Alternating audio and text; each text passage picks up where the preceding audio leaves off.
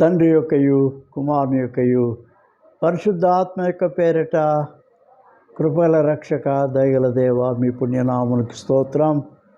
పరిశుద్ధుడవును శక్తిమంతుడవును సజీవుడు అయిన దేవ, కృపగల రక్షక పావనమూర్తి, ఓ పరిశుద్ధాత్మ దేవ, మమ్మను సృష్టించిన సృష్టికర్తవును, మమ్మను రక్షించిన రక్షణకర్తవును, మమ్మను ఆదరించున్న ఆదరణకర్తవునైన త్రియేకుడగు దేవ, తండ్రి కుమార పరిశుద్ధాత్మ త్రియేకుడగు ప్రభువా, ఒక్కడవై ఉన్న తండ్రి మీకు స్తోత్రం, వందనములు నాయన. ఇదిగో ప్రభువా, నీ నామమును బట్టి మాకిచ్చిన గొప్ప సదవకాశం, నీ వాక్యము చదివి ధ్యానించుటకు ప్రభువా, నీ యొక్క హస్తము మా మీద ఉంచండి. మీ ఆత్మ దీవెన మాకు దయచేయండి. పరిశుద్ధ ఆత్మ ప్రోక్షణ మాకు దయచేయండి. ఈ వాక్యము ద్వారా మీరు మాతో మీరు మాట్లాడము, వ్యూవర్స్ అందరినీ దర్శించుము, దీవించుము ప్రభువా. మీ కృపగల హస్తమునకు మీ దివ్యమైన నామమునకు అప్పగించుకుంటూ ఈ వాక్య ధ్యానమును తమరు ఆత్మతో నడిపించి ఏలి దీవించుమని ప్రభువా యేసు క్రీస్తు నామమునకే ఘనత, మహిమ, కీర్తి, ప్రభావం కలుగునట్లు కృప దయచేయండి. యేసు పుణ్యనామమున ప్రార్థిస్తున్నాను పరమ తండ్రి, ఆమేన్, ఆమేన్.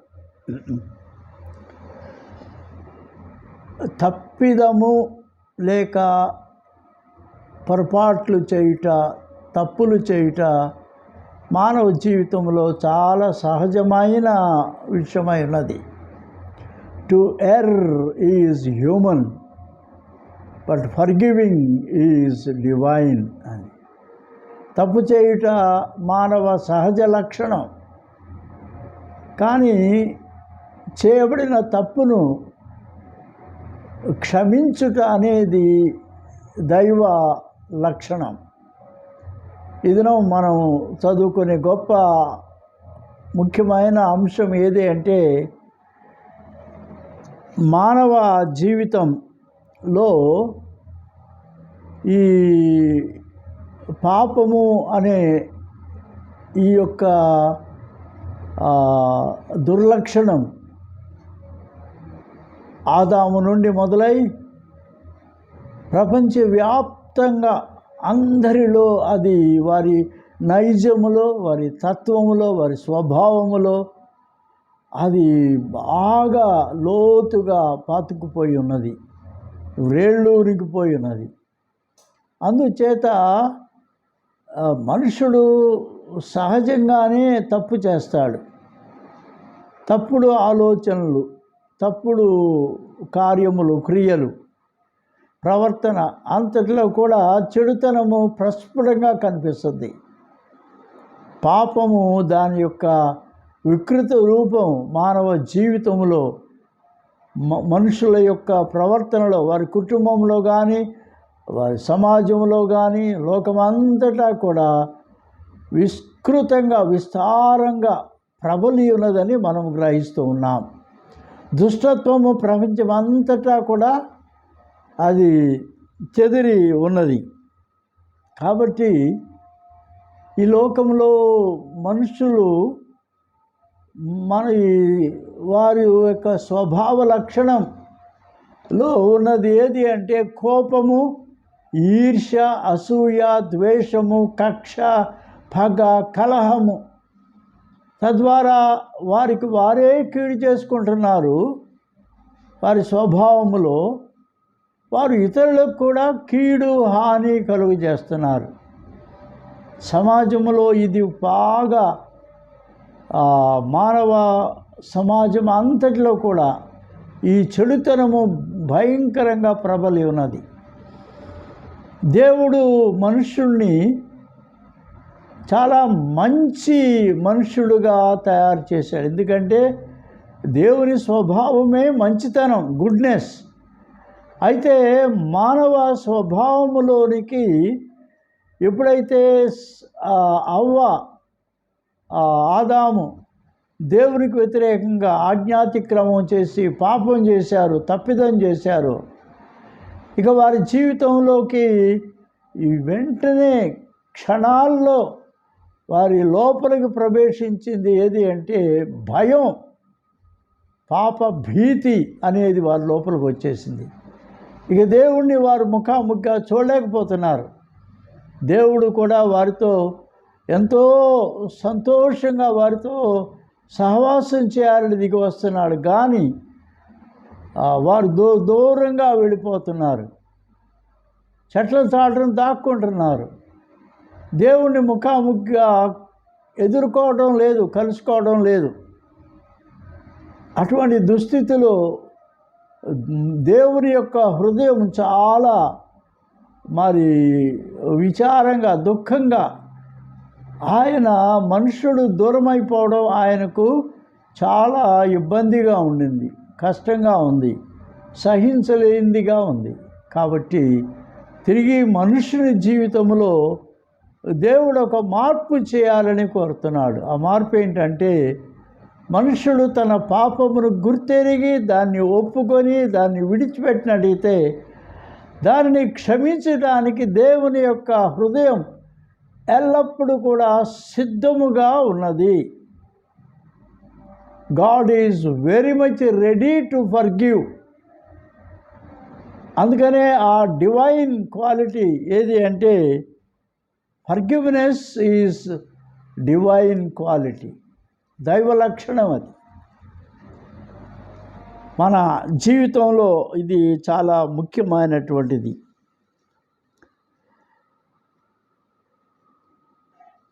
దేవుని యొక్క దయ, కనికరం, జాలి.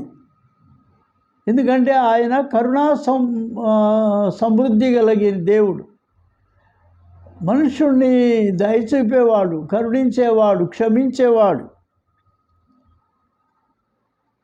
అంచేత మానవుని క్షమించి తిరిగి దగ్గరకు తీసుకోవాలి అనేది దేవుని యొక్క ఉద్దేశం.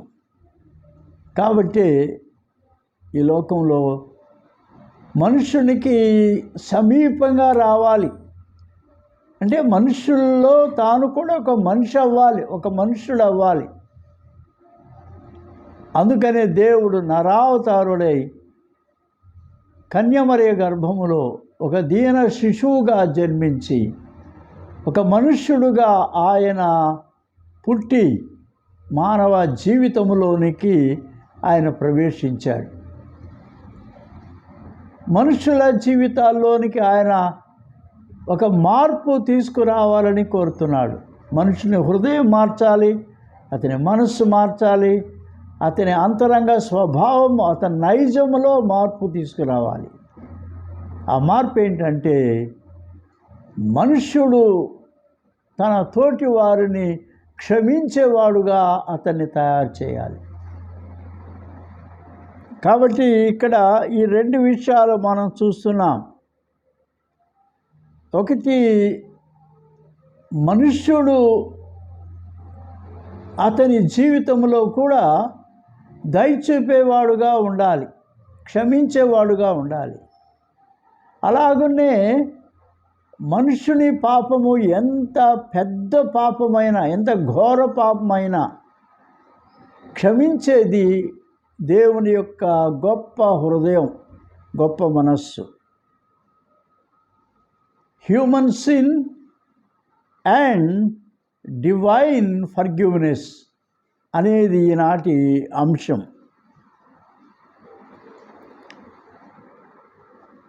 ఒక భక్తుడు ఒక మాట రాశాడు, he who cannot forgive breaks the bridge over which he himself must pass. తాను నది దాటాలి అంటే ఒక బ్రిడ్జి మీద నుంచి వెళ్ళి అవతలకి ఒడ్డుకెళ్ళాలి. కానీ అతను ఏం చేశాడంటే తాను ఎక్కి తాను దాటవలసిన ఆ బ్రిడ్జినే కూలగొట్టేశాడు, పడగొట్టేశాడు. ఇంకా అవతల ఒడ్డుకు తాను ఎట్లా చేరగలుగుతాడు? మనుషుడు తన పాపం చేసి తాను ఈ దేవుని యొక్క సమీపానికి రాలేని దుస్థితిలోనికి మనుషుడు వచ్చాడు. He who cannot forgive breaks the bridge over which he himself must pass.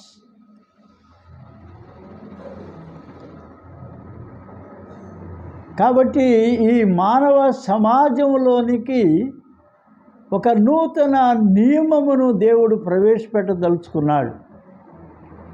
అది చెప్పడానికే, అది బోధించడానికే, అది అమల్లో పెట్టడానికే దేవుడు ఈ లోకములో నరావతారుడై యేసు క్రీస్తు నామములో ఒక నజరేయుడిగా ఈ లోకంలోనికి ఆయన వచ్చాడు. ఆ సంగతినే మనము చూస్తే ఈ దినము మనము చూసేటువంటి ముఖ్యమైన ఒక మాట రోమాపత్రికలో ఈ మాట మనము చూస్తూ ఉన్నాం. రోమాపత్రికలో 12వ అధ్యాయం, రోమాపత్రిక 12వ అధ్యాయంలో 8 నుండి 10 వచనాలు మనం చదివితే అక్కడ మనము ఈ సంగతి గమనిస్తున్నాం. మనకు అనుగ్రహించబడిన కృప చొప్పున వేర్వేరు కృపావరములు గలవారమై ఉన్నాము గనుక ప్రవచన వరం అయితే విశ్వాస పరిమాణం చొప్పున ప్రవచింతము, పరిచర్య అయితే పరిచర్యలోను, బోధించువాడైతే బోధించులోను, హెచ్చరించువాడైతే హెచ్చరించులోను పని కలిగి ఉందాము. పంచిపెట్టువాడు శుద్ధ మనస్సుతో, పై విచారణ చేయువాడు జాగ్రత్తతోనూ, కరుణించువాడు సంతోషముతో పని జరిగింపవలెను.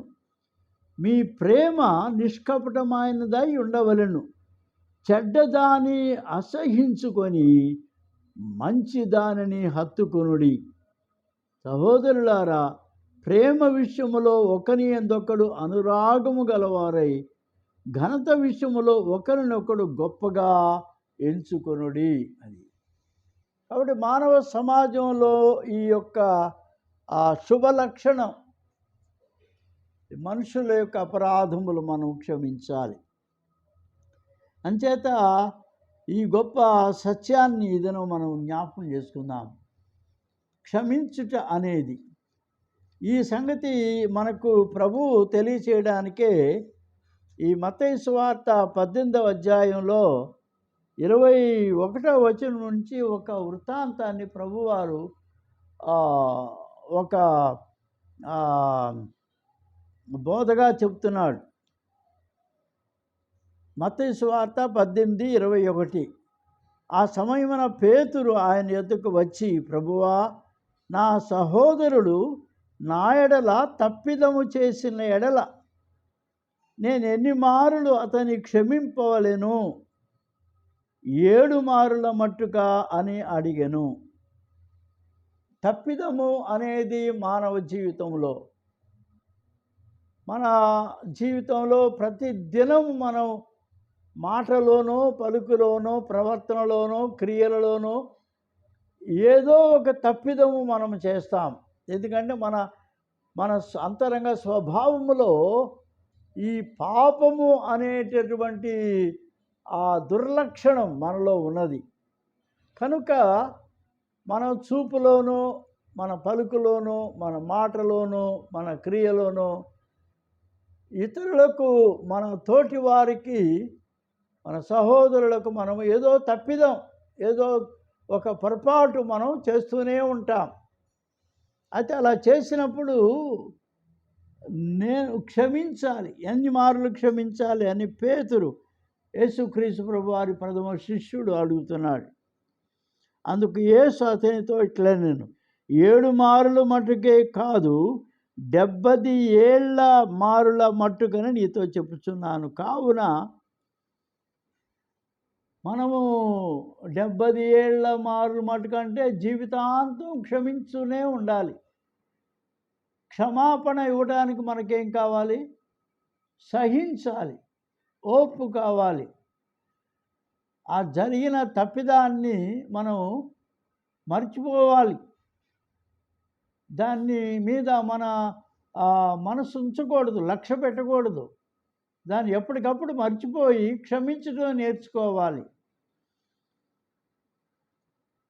కావున ప్రభువారు ఒక మాట చెప్తున్నారు, యేసుక్రీస్తు ప్రభు.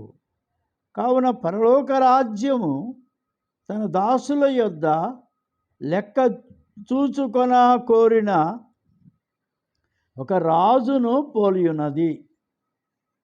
పరలోక రాజ్యం అంటే ప్రభువు యొక్క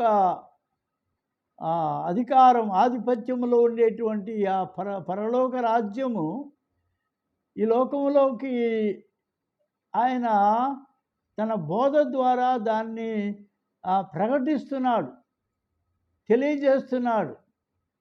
ఆ పరలోక రాజ్యం యొక్క లక్షణం ఏంటంటే, ఆయన పరలోక రాజ్యం నుంచి మనం పొందే ప్రతి మేలును గూర్చి ఆ దేవుడు లెక్క చూసుకుంటాడు, లెక్క అడుగుతాడు. ప్రతిదినం మనం దేవుని నుంచి మరి నూతనమైన దీవెనలు, కృపలు పొందుతున్నాం. ప్రతిదినం every day we receive something, help from God, a new help, new grace, a new strength and new opportunity and new provisions we receive from God. పొందుతున్నాం, దేవుని నుంచి ప్రతిదినం పొందుతున్నాం. రాత్రి నుంచి పొద్దున లేచి లెగ్గానే మన జీవితంలో మనము చూసుకుంటే చాలా మేళ్ళు, ఉపకారములు, సహాయములు, నడిపింపు, ఆలోచన దేవుని వద్ద నుండి మనం పొందుతున్నాం. అయితే వీటన్నిటిని బట్టి మనం పనిచేయాలి. పనిచేసిన తర్వాత మనకు ఈ దేవుడు లెక్క చూసుకుంటాడు. నేను ఇన్ని విధాలుగా ఇతనికి సహాయం చేశా కదా, ఇన్ని విధాలుగా అతనికి దయ చూపాను కదా, కృప చూపాను కదా, కరుణ చూపే కదా, మేలు చేశాను కదా, మంచి మనసు ఇచ్చాను కదా, ఈ పనులు చేయడానికి అతనికి ప్రేరేపణ ఇచ్చాను కదా, ఎలా చేసినాడు, ఎంతవరకు చేశాడు అనే దాన్ని దేవుడు లెక్క చూసుకొనుట అనేది ప్రతి దినం జరుగుద్ది. Every day God will take account of our life and our activities in our life. జీవితంలో మన పనులు అన్నిటిని గురించి దేవుడు లెక్క చూసుకుంటాడు. అతడు లెక్క చూసుకొని మొదలుపెట్టినప్పుడు అతనికి 10,000 తలాంతులు వచ్చి ఉన్న ఒకడు అతని యొద్దకు తేబడెను. దేవుడు ఒకనికి చాలా గొప్ప మేలు చేశాడు. 10,000 తలాంతులు అంటే సుమారు 10 కోట్ల రూపాయలు ఇచ్చాడు అనుకోండి. 10 కోట్ల రూపాయల సహాయం దేవుడు అతనికి చేశాడు. అప్పు తీర్చుటకు వాని యొద్ద ఏమీ లేనందున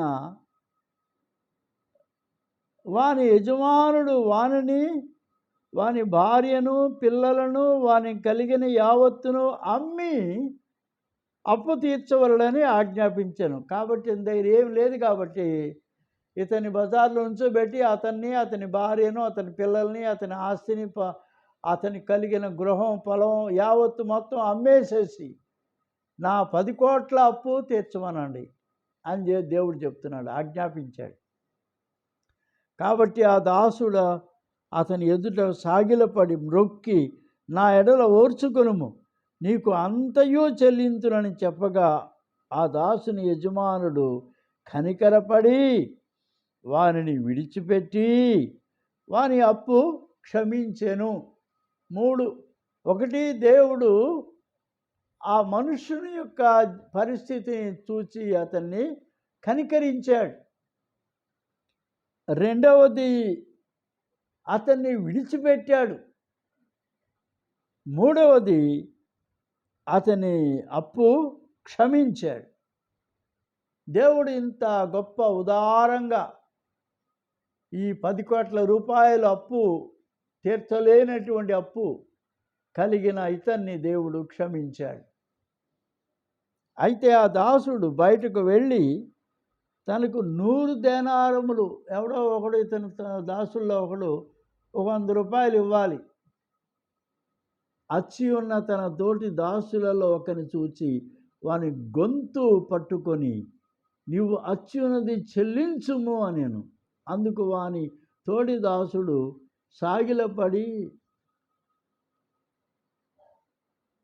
వానిని నా ఎడల ఓర్చుకొనుము, నీకు చెల్లించేదనని వానిని వేడుకొనెను గాని వాడు ఒప్పుకొనక అచ్చి ఉన్నది చెల్లించు వరకు వానిని చెరసాలలో వేయించెను.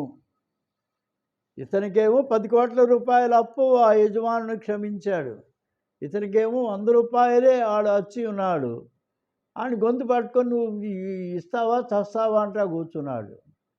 చెల్లించమంట కూర్చున్నాడు. అయ్యా నేను ఇప్పుడు చెల్లించలేని, తర్వాత చెల్లిస్తానయ్యా అంటే, లేదు లేదు లేదు చెల్లించు, లేతే ఇదిగో చెరసాల్లో తోసిపారేయండి అని చెరసాలు వేయించాడు. అందుకు వాని తోడి దాసుడు సాగిలపడి, నా ఎడల ఓర్చుకొనుము, నీకు చెల్లించినని వానికి వేడుకొనను గాని వాడు ఒప్పుకొనక అచ్చి ఉన్నది చెల్లించు వరకు వారిని చెరసాలలో వేయించెను. కాగా వాని తోడి దాసుడు జరిగిన చూచి మిక్కిలి దుఃఖపడి వచ్చి జరిగిందంతయు తమ యజమానునికి వివరముగా తెలిపిరి. అప్పుడు వాని యజమానుడు వాని పిలిపించి, చెడ్డ దాసుడా, నీవు నన్ను వేడుకొంటివి గనుక నీ అప్పంతయు క్షమించితిని. నేను నిన్ను కరుణించిన ప్రకారము నీవును నీ తోటి దాసుని కరుణించవలసిందేను కదా అని వానితో చెప్పాను. అందుచేత వాని యజమానుడు కోపపడి తనకు వచ్చినదంతయు చెల్లించు వరకు బాధపరుచు వారికి వానిని అప్పగించాను. మీలో ప్రతివాడును తన సహోదరుని హృదయపూర్వకంగా క్షమించని ఎడల నా పరలోకపు తండ్రియు ఆ ప్రకారమే మీ ఎడల చేయును అనేను. కాబట్టి ఇక్కడ మనం చూస్తున్నాం, పెద్ద అప్పు ఈ లోకములో మనుషుల జీవితాల్లో ఉన్న అత్యంత పెద్ద అప్పు ఏదంటే పాప రుణం.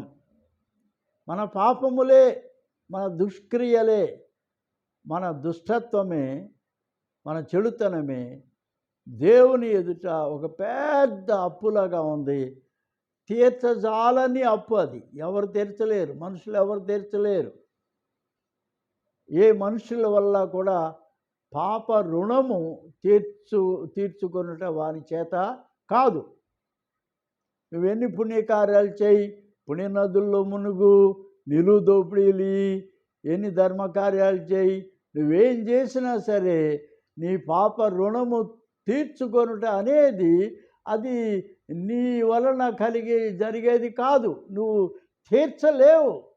అంత గొప్పది పాప రుణం. కాబట్టి అంత గొప్ప అప్పు ఈ లోకంలో ఏ మనుష్యుడు తీర్చుకోలేడు. కానీ దేవుడు కరుణా సంపన్నుడు, దయగలవాడు, కృపా కనికరము కలిగిన వాడు. దేవుని సన్నిధిలోకి వచ్చి ఆయన వేడుకుంటే ఆయన ఆ అప్పు అంతా కూడా క్షమించడానికి సిద్ధమైన మనస్సు కలిగిన దేవుడు అని దేవుని యొక్క ఈ క్షమాపణము అనే గుణలక్షణాన్ని లోకానికి తెలియజేయడానికే ప్రభు అయిన యేసు ఈ లోకంలోనికి మనుష్యుడుగా ఆయన కన్యమరే గర్భమున జన్మించి మానవుల మధ్య ఆయన 3.5 సంవత్సరాలు ఈ బోధే చేశాడు. పరలోక రాజ్యము గూర్చి బోధించింది ఏది అంటే, దేవుడు క్షమించేవాడు, నీ తప్పులు క్షమించాడు, నీ పాప రుణము ఆయన మట్టుకే తీర్చగలడు అని చెప్పడానికే ప్రభు వచ్చాడు. దేవుని బిడ్డలారా, ఈ లోకంలో మన జీవితంలో మనుషులు మనకు వ్యతిరేకంగా చేసే మాటలో కానీ, దూషణలో కానీ, తిట్లు తిట్టడంలో కానీ, ఇంకా అనేకమైన ఇతర దుష్ట క్రియల వల్ల కానీ వారు మనకు చేసేదంతటినీ కూడా మనము క్షమించడానికి మనకు కూడా సిద్ధమైన మనసు ఉండాలి. We should also be ready to forgive others who do err towards us. మనం ఇలా చేసేటటువంటి దానిని మనము క్షమించడానికి సిద్ధముగా మనము ఉండాలి. ఇది ఈ దినపు అంశములో ఉన్న ప్రాముఖ్యమైనటువంటి విషయం. కాబట్టి దేవుడు క్షమించడానికి చాలా సిద్ధంగా ఉన్నాడు అనే సత్యాన్ని మనం ఈ దినం జ్ఞాపకం చేసుకుంటూ ఉన్నాం. కాబట్టి దేవుడు క్షమిస్తాడు. ఆయన క్షమించాలి అంటే మనలో ఒక 4 లక్షణాలు ఉండాలి. There should be 4 important things that we should understand in order to forgive others. ఇతరులను క్షమించడానికి మొట్టమొదటిది ఏది అంటే పశ్చాత్తాపము, రిపెంటెన్స్ అనేది ఉండాలి. ఎప్పుడు పశ్చాత్తాపం కలుగుద్ది? మన పాపములు, మన దోషములు మనము తెలుసుకోగలిగితే, మనం చూస్తే అప్పుడు దాని గురించి మనము పశ్చాత్తాపడడానికి వీలవుతుంది. కీర్తన గ్రంథంలో ఒక మాట ఉంది. అదేదంటే 90వ కీర్తన 8వ వచనం, మా దోషములను నీవు నీ ఎదుట ఉంచుకొని ఉన్నావు, నిముఖ కాంతిలో మా రహస్య పాపములు కనబడుచున్నవి. దేవుని ముఖ కాంతి ఎవరు? ప్రభువైన యేసుక్రీస్తు. ప్రభువైన యేసుక్రీస్తు పలికినటువంటి ఈ యొక్క దివ్యమైన మాటలు, దేవుని మాటలు, జీవపు మాటలు, ఈ బైబిల్ గ్రంథంలో మాటలు చదువుతూ ఉంటే మన దోషములు మనకు కనబడతాయి. వాటిని మనకు ఎవరు కన్ఫర్ట్ చేస్తారు అంటే దేవుడు మనకు అనుగ్రహించిన దేవుని ఆత్మ, పరిశుద్ధ ఆత్మ. మన అంతరంగములో దేవుడు పెట్టిన ఒక దీపం ఉంది. నరుని ఆత్మ యెహోవా పెట్టిన దీపం. నరుని ఆత్మ దేవుడు పెట్టిన ఒక దీపము, ఒక మనస్సాక్షి. ఆ దీపం వెలుగుతూ ఉంటే ఆ వెలుగులో మన యొక్క అంతరంగ పాపములన్నిటినీ కూడా పరిశుద్ధ ఆత్మ దేవుడు మనకు చూపిస్తారు, తెలియపరుస్తాడు. మన దోషములను, మన రహస్య పాపములను దేవుని ఎదుట మనం మొట్టమొదట ఒప్పుకోవాలి. అలా ఒప్పుకోవడానికి మనకు కావాల్సింది ఏదంటే పశ్చాత్తాపము, రిపెంటెన్స్. పశ్చాత్తాపం అంటే ఏ turning away from sin and A returning to God. అది పాపము నుండి దూరంగా దాన్ని అసహించుకొని దాని నుంచి దూరంగా దాన్ని పెట్టి దేవుని తట్టుకు తిరగాలి. అది పశ్చాత్తాపం. అంచేత నీవు నీ పాపములన్నిటినీ ఒప్పుకొని, నీ పాపములన్నిటినీ కూడా వాటిని విడిచిపెట్టి వాటిని దూరంగా పెట్టేసుకొని నీవు దేవుని తట్టు తిరుగు. అప్పుడు దేవుడు నీ హృదయంలో ఒక అద్భుతమైన వెలుగు ఆయన కలుగు చేస్తాడు. నీకు నీ మనస్సును ఆయన మారుస్తాడు. నీ అంతరంగంలో మార్పు కలుగు చేస్తాడు. నీ హృదయంలో పరివర్తన, మార్పు కలుగు చేస్తాడు. దాన్నే మారు మనస్సు అంటారు. Repentance and turning away from sin and returning to God. అది మారు మనసు, అది అవసరం.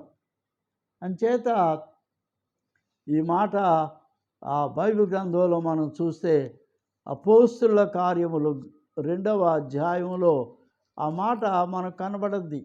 అపోస్తుల కార్యములు 2వ అధ్యాయం 28వ వచనం.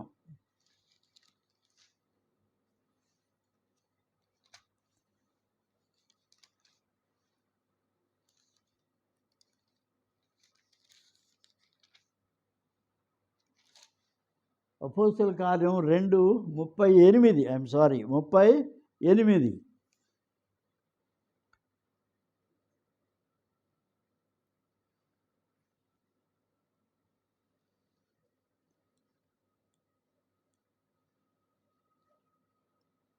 మీరు ఈ మాట విని హృదయములో నొచ్చుకొని, సహోదరులారా మేమేమి చేతుము అని పేతురును కడమ అపోస్తలులను అడుగగా, పేతురు, మీరు మారు మనస్సు పొంది పాప క్షమాపణ నిమిత్తము ప్రతివాడు యేసుక్రీస్తు నామమున బాప్తిసం పొందుడి, అప్పుడు మీరు పరిశుద్ధాత్మను వరము పొందుదురు.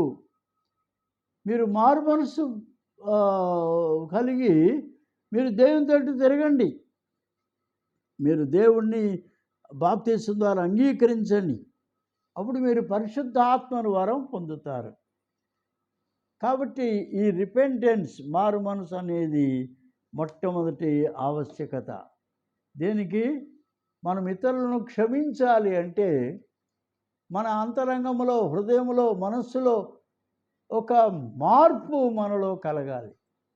అదే మనస్సు మారుట, పరివర్తనం, హృదయ పరివర్తనం చెందుట, దేవుని తట్టు తిరుగుట. అది రెండవది ఏది అంటే మన పాపములను మనము ఒప్పుకోవాలి కదా. ఈ మారు మనసుతో పాటు జరిగే ఒక గొప్ప ప్రక్రియ ఏది అంటే మనము మరి మారు మనసు పొందాలి కదా. అయితే ఆయన వెలుగు 1 యోహాను పత్రిక 1 యోహాను పత్రిక 1వ అధ్యాయం 7వ వచనం 9వ వచనం. అయితే ఆయన వెలుగులో ఉన్న ప్రకారం మనములు వెలుగులో నడిచిన ఎడల మనం అన్యోన్య సహవాసం గలవారమై ఉందుము. అప్పుడు ఆయన కుమారుడని యేసు రక్తము ప్రతి పాపము నుండి మనలను పవిత్రులనుగా చేయును. మన పాపములను మనం ఒప్పుకొనిన ఎడల ఆయన నమ్మదగిన వాడు నీతిమంతుడును గనుక ఆయన మన పాపములను క్షమించి సమస్త దుర్నీతి నుండి మనలను పవిత్రులనుగా చేయును. యేసుక్రీస్తు ప్రభు వారి రక్తం, మన పాపములు మనం ఒప్పుకుంటే ప్రభు అయిన యేసుక్రీస్తు వారి యొక్క శిలువ రక్తం, గొర్రెపిల్ల రక్తం మనల్ని కడిగి శుద్ధి చేస్తుంది.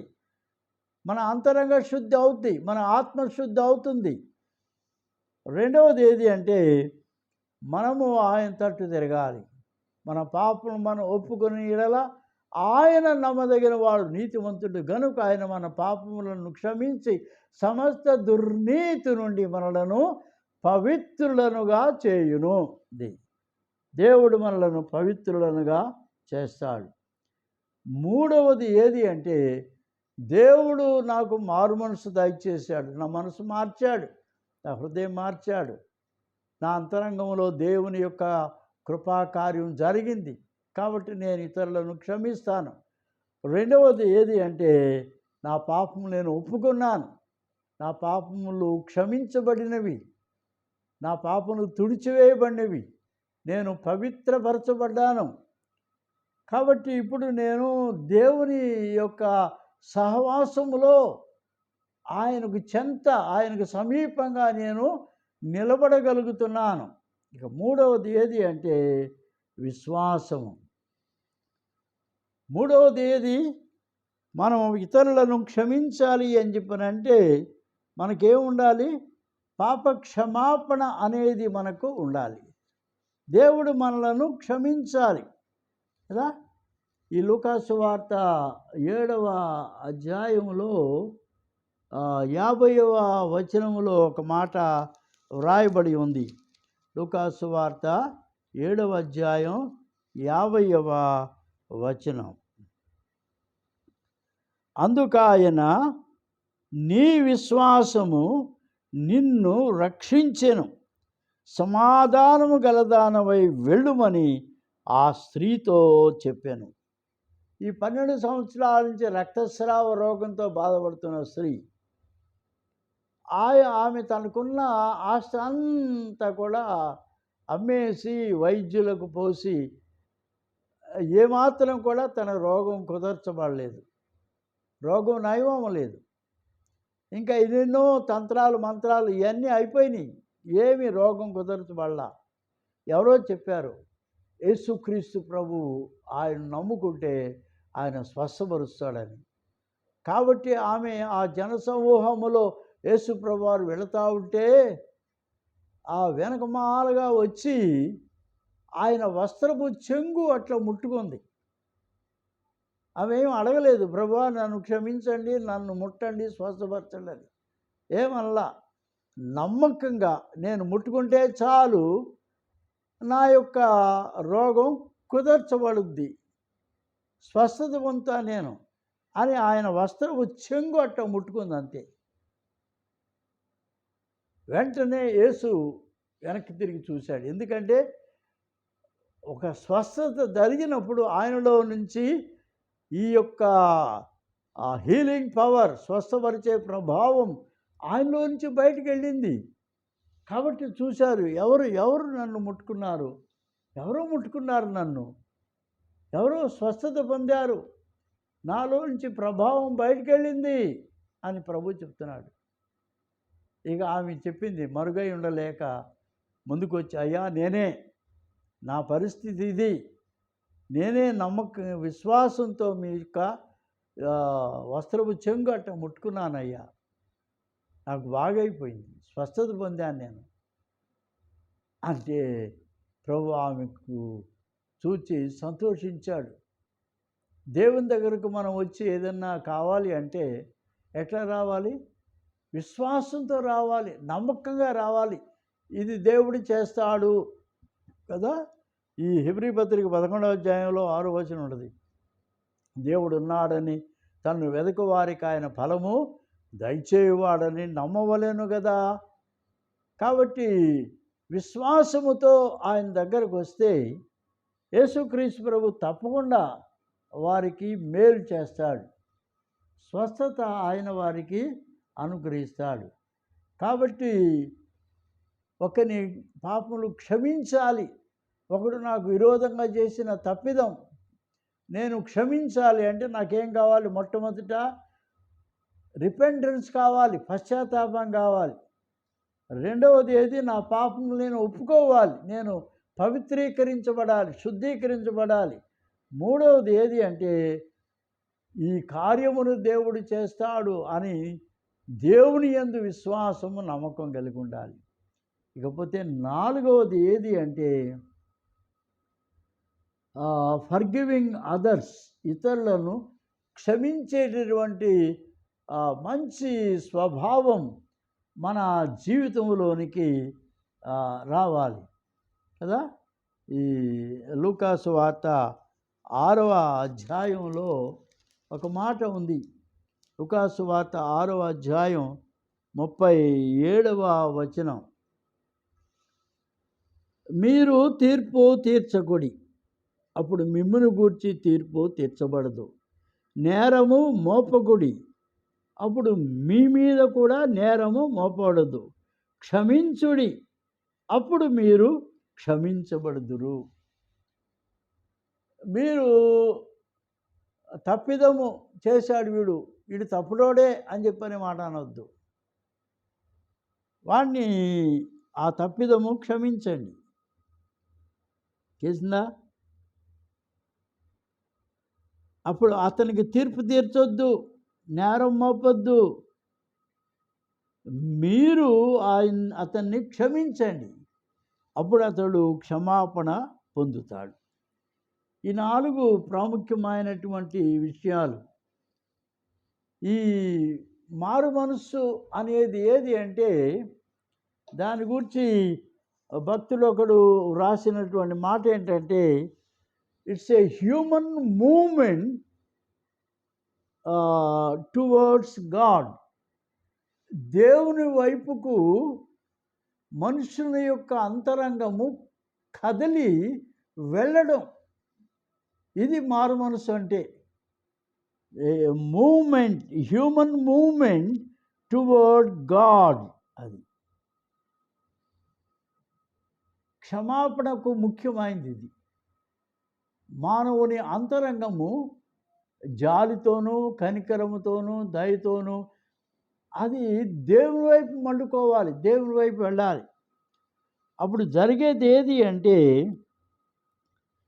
దేవుడు క్షమాపణ ఇస్తాడు. క్షమించే అధికారం ఎవరికి ఉంది? దేవునికే కదా. ఈ ఫర్గివ్నెస్ ఈజ్ గాడ్స్ ప్రిరాగేటివ్. కేవలము దేవుడు మట్టుకే క్షమించగలుగుతాడు. అది మనకు రావాలి అంటే ద డివైన్ మూమెంట్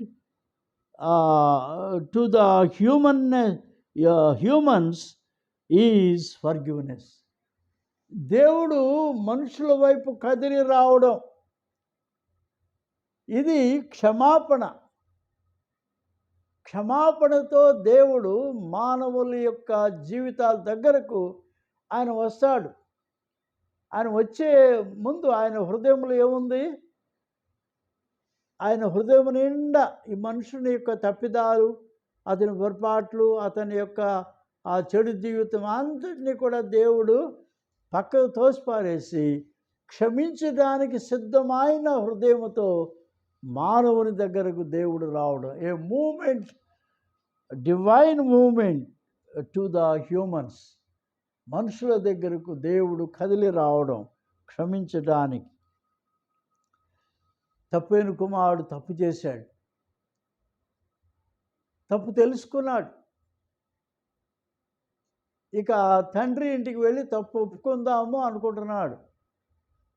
కానీ జరిగింది ఏంటంటే, ఆ కుమారుడు ఇంకా దూరంగా ఉండగానే ఆ ప్రేమతో నిండిన తండ్రి హృదయం ఆయన గబగబా త్వరగా పరుగెత్తి ఆ కుమారుని దగ్గరకు ఆయన పరుగున వెళ్ళి అతన్ని కావలించుకున్నాడు.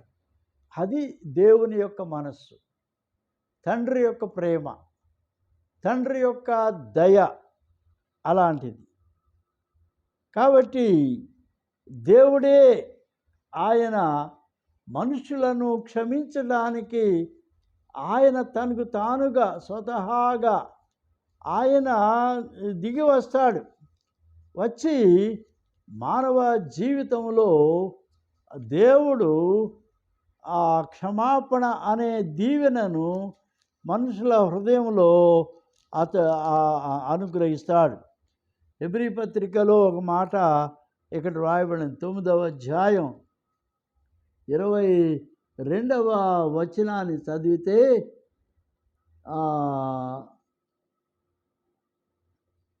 ధర్మశాస్త్ర ప్రకారము సమస్త వస్తువులను రక్తము చేత శుద్ధి చేయబడిననియు, రక్తము చిందింపకుండా పాప క్షమాపణము కలుగుదనియు సామాన్యముగా చెప్పవచ్చును.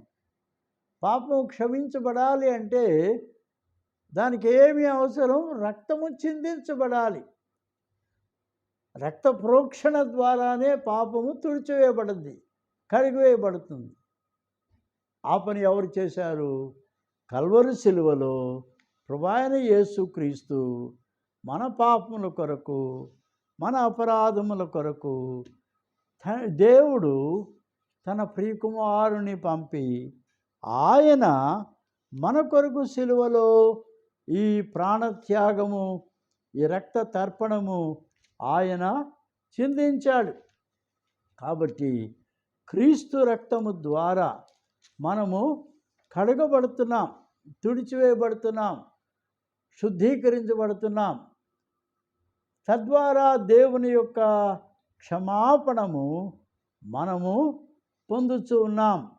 అందుచేత ఈ దేవుని యొక్క క్షమాపణము మన జీవితాల్లో దేవుడు గొప్ప కార్యము చేస్తూ ఉన్నాడు. నేను కొన్ని మాటలు రాసుకున్నాను. ఒకటి ఏంటంటే, forgiveness is an act of pardon. క్షమించుట అనేది ఏది అంటే, ఒకరి తప్పును దేవుడు పూర్తిగా దాన్ని క్షమించడం, పార్డన్ క్షమించడం. ఇంకోటి ఏంటి? బ్లాట్స్ అవుట్ అనగా దాన్ని తుడిచివేస్తాడు. రెండవది ఏది అంటే రెమిషన్, దానికి ఆ పాపమునకు పరిహారం దేవుడు చేస్తున్నాడు. మూడవది పాడన్, క్షమాపణ. నాలుగవది ఇంకా మరి ఎన్నడూ కూడా ఆ పాపమును ఆయన గుర్తు చేసుకోడు. మనకైతే మనోళ్ళు చేసిన పాపాలు తప్పులు ఇవన్నీ కూడా సంవత్సరాలు మన యొక్క అంతరంగంలో అవి గుడ్లు పెడతానే ఉంటాయి. దాని మీద మనం బతుకుతానే ఉంటాం, మర్చిపోలేం ఇతరులు మనం చేసిన తప్పులు. కానీ దేవుడు అట్లా కాదు. దేవుడు వెంటనే వాటిని క్షమించేసి ఆయన మర్చిపోతాడు. మన అంతరంగాన్ని ఆయన స్వస్థపరుస్తాడు. ఈ యొక్క పాప క్షమాపణ లేకపోవడం వలన మన ఆత్మ జీవితమునకు ఒక గాయము ఏర్పడింది. ఆ గాయాన్ని దేవుడు ముట్టుకొని ఆయన స్వస్థపరుస్తాడు. కాబట్టి ఇక్కడ మనం గ్రహించే ముఖ్యమైన విషయం, ఈ పాప క్షమాపణకు ముఖ్యమైనది ఏది అంటే ద బేసిస్ ఆఫ్ ఫర్గివ్నెస్. అంటే ఏ మరి బేసిస్ మీద, ఏ ఆధారంగా చేసుకొని దేవుడు పాప క్షమాపణ ఇస్తాడు. మొట్టమొదటిది, క్షమాపణ అనేది దేవుని యొక్క స్వభావ లక్షణం కదా. దావీదు కీర్తనలో 86వ దావీదు కీర్తన మనం చూస్తే అక్కడ ఈ మాట వ్రాయబడుతుంది. 86వ దావీదు కీర్తన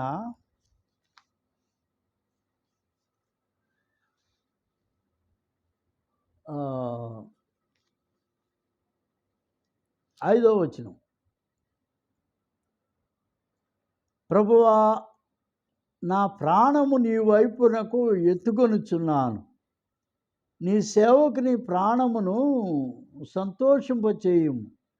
ప్రభువా నీవు దయాళుడవు, క్షమించుటకు సిద్ధమైన మనస్సు గలవాడవు. అది కదా. నా ప్రాణానికి, ప్రాణం అంటే ఇక్కడ సోల్ అని అర్థం. దానికి కావాల్సింది ఏంటి అంటే క్షమాపణ కావాలయ్యా. ఎందుకంటే నీవు దయాళుడవైన దేవుడు కాబట్టి నీవు నన్ను తప్పకుండా క్షమిస్తావు. రెండవది ఏది అంటే ఆయన కృపగలవాడు, కనికరము గలవాడు. గాడ్స్ గ్రేస్ అని లూకా 7:42లో ఆ మాట ఉంటుంది. God's grace. మూడవది ఏది అంటే షెడ్డింగ్ ఆఫ్ బ్లడ్. రక్తము చిందించడం ద్వారా దేవుడు మన పాపములను ఆయన క్షమిస్తాడు. అది మన ద బేసిస్ ఆఫ్ ఫర్గివ్నెస్. నాలుగవది క్రైస్ట్ డెత్. క్రీస్తు మన కొరకు మరణించాడు. ఐదవది మ్యాన్స్ రిపెంటెన్స్, మన పశ్చాత్తాపం కదా. పాపమును విడిచిపెట్టి దేవుని తట్టు తిరగడం. ఇక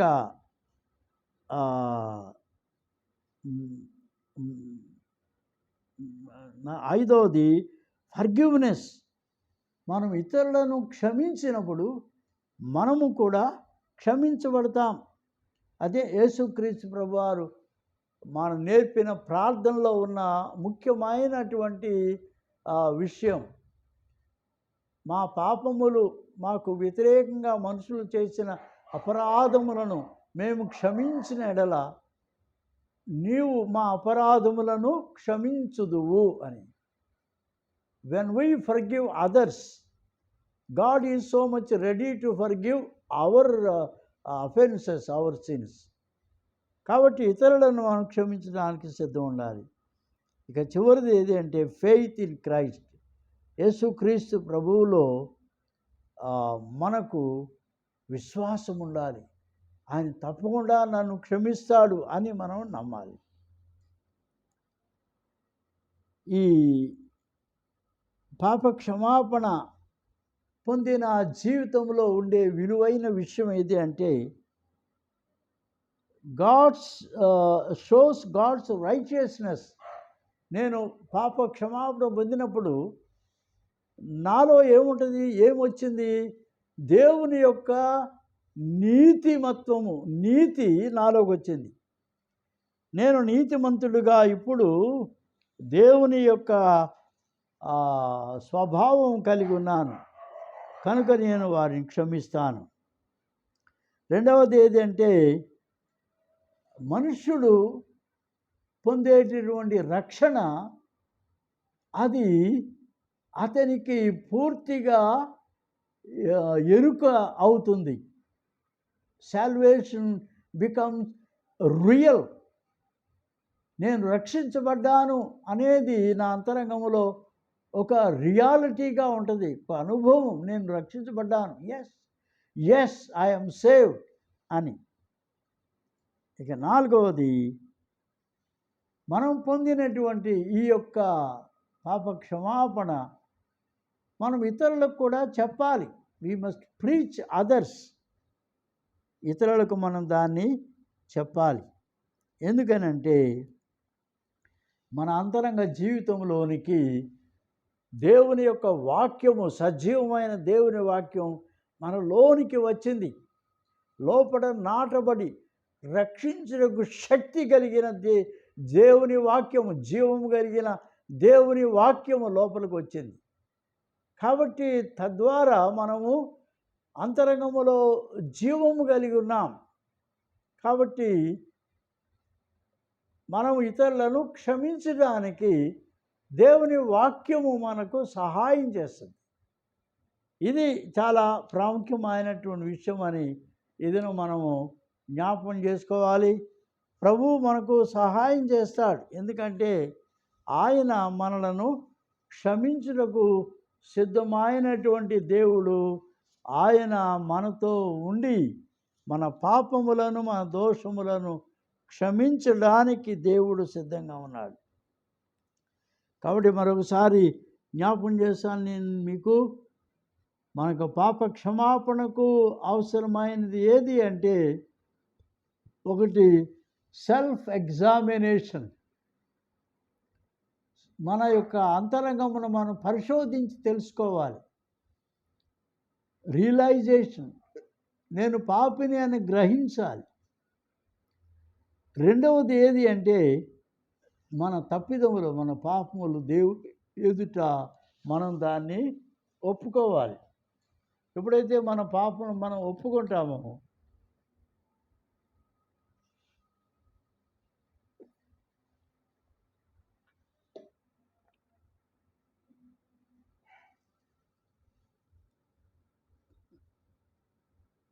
when we confess our sins, our wrongdoings, God will definitely forgive our sins. మూడవది, మన అంతరంగములో ఈ విరిగి నలిగిన హృదయం అనేది ఉండాలి. కంట్రైషన్ అంటారు దాన్ని. దేర్ మస్ట్ బి కంట్రైషన్ కదా. దేవుడు ఏ హృదయాన్ని అంగీకరిస్తాడు? విరిగి నలిగిన మనస్సే దేవునికి ఇష్టమైన బలులు, దేవుడికి ఇష్టం అది. ఇక నాలుగవది, కన్విక్షన్ అండ్ కన్ఫెషన్. నేను పాపిని, నా పాపములు దేవుడు క్షమిస్తూ ఉన్నాడు. కాబట్టి the author of forgiveness is God. నన్ను క్షమించేవాడు దేవుడే అని. The channel of forgiveness is Jesus Christ himself. నన్ను క్షమాపణ నాకు ఇచ్చేవాడు యేసుక్రీస్తు ప్రభువు.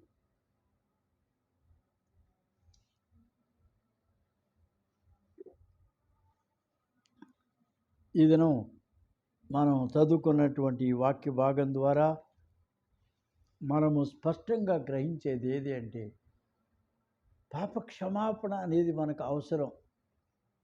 పరలోకంకి వెళ్ళాలి అంటే ఈ పాపములు క్షమించబడకుండా మన నెత్తి మీద బోళ్ళంత పాప భారం పెట్టుకొని వెళ్ళలేం కదా. అదే ఈ యాత్రికుని ప్రయాణంలో పాపభారముతో ఉన్నవాడు కొండెక్కలేకపోతున్నాడు. ఎప్పుడైతే ఆ సిలువ కనపడితే సిలువ దగ్గరకు వచ్చి తన పాపములు ఒప్పుకున్నాడో తన మీద ఉన్నటువంటి ఆ పాప బరువు, ఆ భారం, అది దానంతా అది జారి పడిపోయింది కిందకి. అప్పుడు అతను చాలా తేలిగ్గా ఆ రక్షణ శిఖరం ఎక్కగలిగాడు. మన పాపముల భారం ప్రభు తీసేస్తా అని చెప్పాడు. మత్తయి సువార్త 11వ అధ్యాయం 28వ వచనంలో, ప్రయాసపడి భారం మోయుచున్న సమస్త జనులారా నా యొద్దకు రండి, నేను మీకు విశ్రాంతి కలుగజేస్తాను.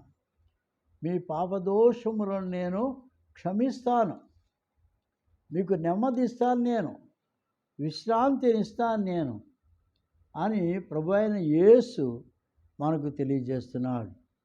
కాబట్టి ఈ మత్తయి సువార్త 11వ అధ్యాయం 28వ వచనం, ప్రయాసపడి భారం మోసుకొనుచున్న సమస్త జనులారా నా యొద్దకు రండి, నేను మీకు విశ్రాంతి కలుగజేతును. నేను సాత్వికుడను, దీన మనసు గలవాడను గనుక మీ మీద నా కాడి ఎత్తుకొని నా యొద్ద నేర్చుకొనుడి, అప్పుడు మీ ప్రాణములకు విశ్రాంతి దొరుకును. ఏలయనగా నా కాడి సులువుగాను నా భారము తేలికగాను ఉన్నది. కాబట్టి దేవుని దగ్గరికి వస్తే ఆయన మన పాప భారమును తొలగిస్తాడు, మనకు పాప క్షమాపణ అనుగ్రహిస్తాడు. పాపం యొక్క బరువు దిగిపోయినప్పుడు మనము చాలా సునాయాసంగా ఈ లోకములో క్రీస్తు కొరకు నమ్మకంగా, విశ్వాసంగా, పవిత్రంగా, నీతిగా మనము జీవించగలుగుతాం. ప్రభువైన దేవుడు ఆ గొప్ప రక్షణ కృప, పాపం నుండి పశ్చాత్తాపము, మారు మనసు, పాప క్షమాపణ మనకు అనుగ్రహిస్తాడు. కాబట్టి మన హృదయంలో మనం ఇక్కడ ఏం ట్యాగ్ వేసుకోవాలంటే, ఐ యామ్ ఫర్గివెన్ అని, నేను క్షమించబడితిని అని. ఎవరన్నా అడిగితే ఏంటయ్యా ఏంటి అక్కడ క్షమించబడినంటే, అవునండి, యేసుక్రీస్తు ప్రభు నా పాపములు క్షమించాడు, దేవుడు నా పాపములు క్షమించాడు.